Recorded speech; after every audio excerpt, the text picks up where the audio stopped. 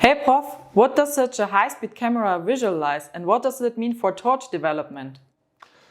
My pleasure to explain. A high-speed camera basically makes a super slow motion video of the process.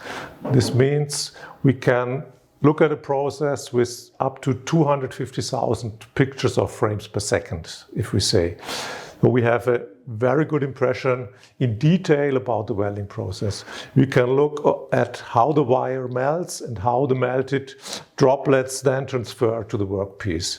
And if we combine this with the high-speed data acquisition of the electrical parameters, we can see is the process stable or is it unstable. If we further combine it with the Schlieren measurement that allows to visualize the gas flow, we can also see do we have a good gas coverage or not. And for torch development, it means, for example, we can optimize the geometry of the gas nozzles. For instance, do we have the right length? Do we have the right form?